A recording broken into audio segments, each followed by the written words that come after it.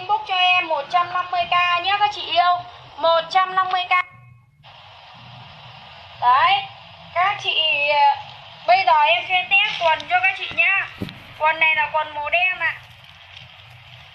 Quần màu đen để em đi với áo màu đen cho nó cùng bộ.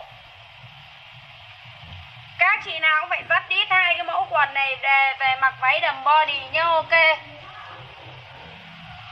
Vâng. Các chị nào mà bị sập sệ về khung sườn, không mặc được váy body thì gặp em nhá. Đấy. Em bây giờ là em đang gài quần vào đây. Em đang gài đệm, nó có cái nút đệm ở đây.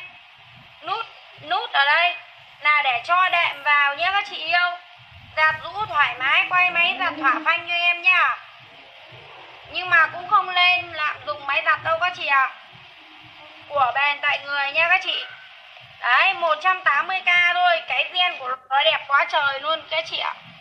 Rất là dày dặn. Hàng nhà em hàng chất lượng, không phải là hàng ba tập nham nhá. Bây giờ em test lại quần nhá các chị yêu nhá. Đấy.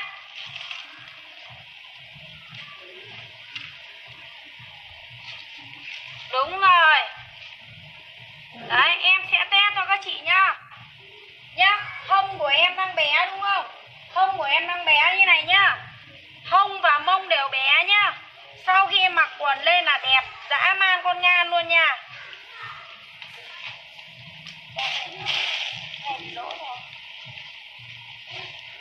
Em ơi lấy cho chị cái khác đi. Đổ rồi.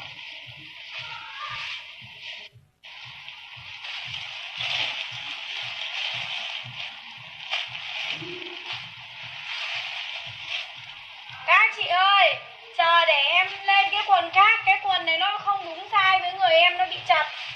Cái quần này không đúng size của em nên bị chặt nhé các chị yêu ơi. Vâng ạ.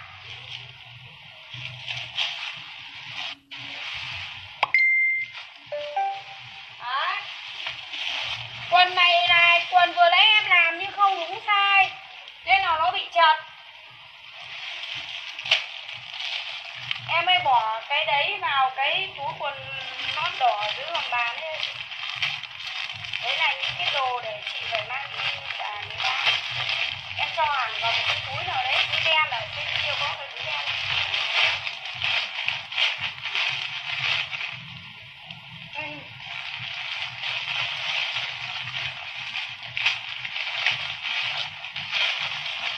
Các chị ơi, em bây giờ em sẽ lên lại quần nhá. Đấy. Em sẽ vắt lại quần nha các chị yêu ơi. Đây này, bên trong này nó có cái lớp này này.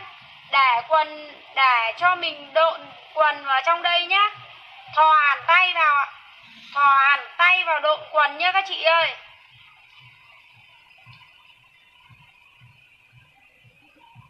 Cho tay vào đây và đặt quần vào trong này nhé các chị yêu ơi. Đặt một phát là được luôn thôi mà các chị nhé.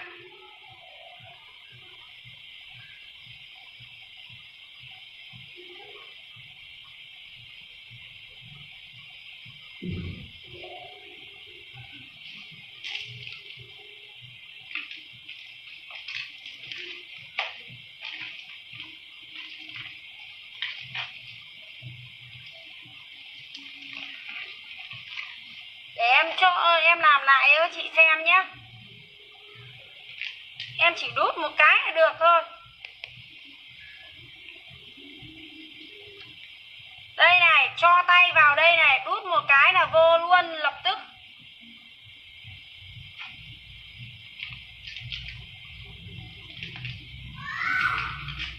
Rồi, được rồi, thế nhá.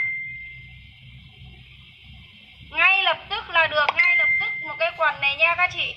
Độn hông, độn mông là 180k nhá các chị yêu ơi. Đấy. Độn mông, độn hông này là 180k, các chị inbox ngay cho em nha. Inbox ngay lập tức nha các chị ơi. Độn mông, độn hông inbox ngay cho em nha. Ăn bao nhiêu cũng hết. Độn mông, độn hông này rất tự tin nhá các chị yêu ơi. Em test quần luôn nha các chị.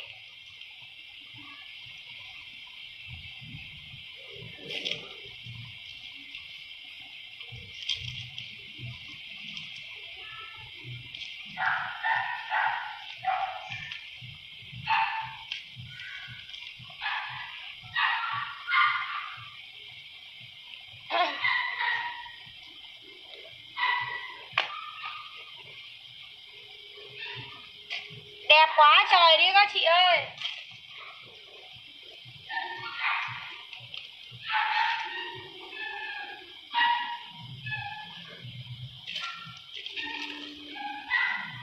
Độn mông độn hông bên em rất đẹp nha các chị yêu ơi. Đấy, các chị nhìn thấy không? Đồ giả đâu, đồ thật đây này, keo đồ giả. Một bộ như thế này nha các chị ơi. Áo 190, quần 180. Em giới thiệu lại nhá, ngực em rất là chảy xệ nhá. Các chị nhìn này, ngực em rất là chảy xệ đúng không? Em nhìn ngang cho các chị nhìn ngang này. Ngực em rất là chảy xệ, xệ vô cùng xệ luôn. Vô cùng xệ nhá. Xệ và vô cùng xệ luôn nha. Rất là xệ nhá các chị ơi. Đấy, rất là xệ, ngực của em rất là xệ đúng không? Áo này là lưng đẩy bàn tay ạ. Hàng này là 190k, hàng siêu cấp và cao cấp nhất nhà em. Áo ngực này là 190k nhá.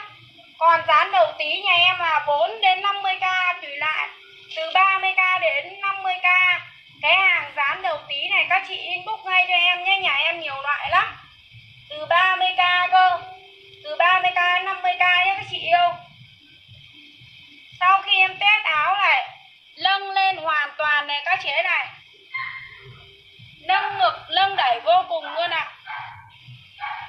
Chỉ với 190k nhé các chị yêu ơi. Đấy, 190k này. 190k này rất là đẹp đúng không? 190k đấy, đẹp chưa? Đẹp chưa các chị ơi? 190k nhé các chị ơi. Chị nào mà không có khe ấy, rút dây để dùm em. Đấy, rút dây đấy. Kinh khủng luôn.